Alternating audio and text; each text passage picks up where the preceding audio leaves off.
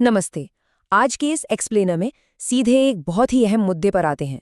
मुंबई के Bandra railway station पर हाल ही में जो बुलडोजर एक्शन दिखा है, उसके पीछे की असल कहानी क्या है?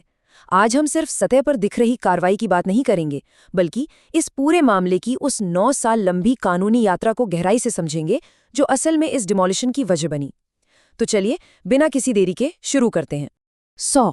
जी हाँ, 100। ये महज कोई नंबर नहीं है, बल्कि उस ब्रेकिंग न्यूज़ का सीधा सीधा आंकड़ा है जो अभी अभी सामने आई है। वेस्टर्न रेलवे ने एक बहुत बड़ा अतिक्रमण विरोधी अभियान चलाया है और इसके तहत बांद्रा में लगभग 100 झोपड़ियों को गिरा दिया गया है। जाहिर है, जब इतने बड़े स्तर पर कोई कार्रवाई होती है तो सबकी नजरें उस पर टिकी जाती हैं। लेकिन रुकिए, इस पूरी स्थिति का पैमाना इससे भी कहीं ज्यादा बड़ा है। गरीब नगर में रेलवे की जमीन पर कुल मिलाकर करीब 500 अवैध झोपड़ियां मौजूद थीं। तो ये जो 100 झोपड़ियां हटाई गई है ना, ये तो कुल अतिक्रमण का सिर्फ 15 से 18% ही है। मतलब बिल्कुल साफ है कि ये कोई छोटी मोटी या एक दिन की कार्रवाई नहीं है, बल्कि एक बहुत बड़े इलाके को खाली कराने की बस एक शुरुआत है। अभी तक लक्ष्य का केवल 18% हिस्सा ही पूरा हो पाया है।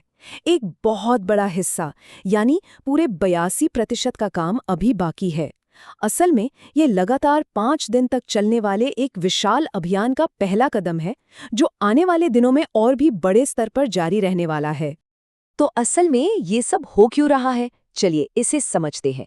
मुख्य जनसंपर्क अधिकारी विनीत अभिषेक के आधिकारिक बयान के मुताबिक इस पूरे 5 दिवसीय अभियान का मुख्य लक्ष्य 5,300 वर्ग मीटर की जमीन को मुक्त कराना है। अब ये कोई छोटा मोटा इलाका तो है नहीं। इसका सीधा उद्देश्य रेलवे के सुरक्षा क्षेत्र यानी सेफ्टी जोन को साफ करना है, ताकि भविष्य में स्टेशन की क्षमता बढ़ाने वाले प्रोजेक्ट्स के लिए पर्याप्त जगह बन सके। यही वो ठोस वजह है जिसने प्रशासन को इस कार्रवाई के लिए प्रेरित किया। भाग 1, न्यायिक जांच, 9 साल की कानूनी यात्रा। देखिए, ये कोई रातों रात लिया गया मनमाना फैसला बिल्कुल भी नहीं है।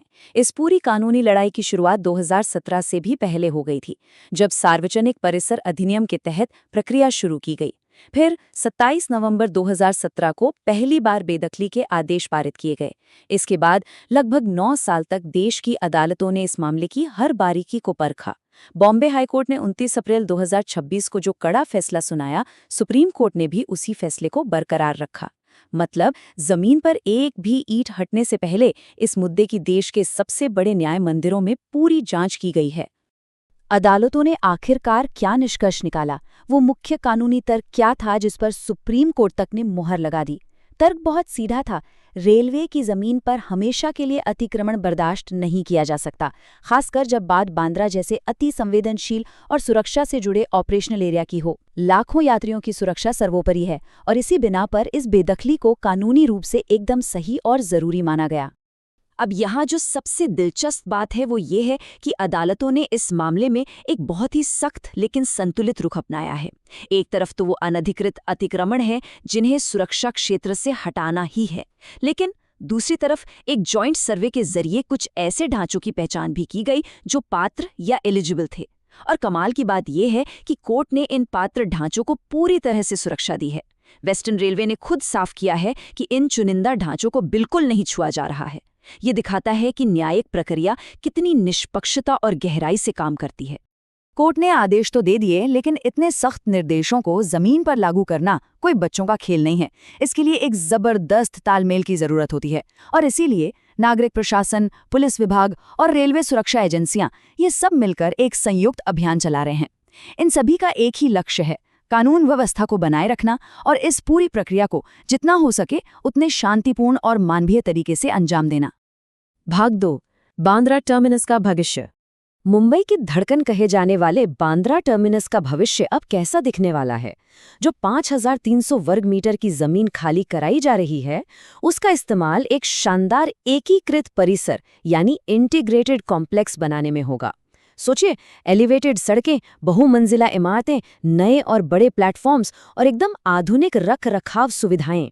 ये महज अतिक्रमण हटाने की बात नहीं है, बल्कि भविष्य की परिवहन जरूरतों को पूरा करने और यात्रियों की सुविधाओं को एक नए स्तर पर ले जाने का एक बहुत बड़ा मास्टर प्लान है। और अंत में ये पूरी स्थिति हमारे सामने एक बहुत ही गहरा सवाल छोड़ जाती है। एक तरफ तो रेलवे सुरक्षा और इंफ्रास्ट्रक्चर के विस्तार की सख्त जरूरत है, जिसके बिना किसी भी बड़े शहर का विकास रुक सकता है। लेकिन वहीं दूसरी तरफ घनी शहरी आबादी और उनके आवास की एक बहुत ही जटिल सच्चाई भी है। तो मेगा सिटीज इन दोनों के बीच कामयाबी से संतुलन कैसे बिठा सकते हैं? खैर, इसका कोई एक आसान जवाब तो नहीं है, लेकिन ये एक ऐसा तनाव है जिस पर हम सबको सोचना जरूरी है। आज के इस एक्सप्लेनर में बस इतना ही। हमारे साथ जुड़ने के लिए बहुत बहुत शुक्रिया।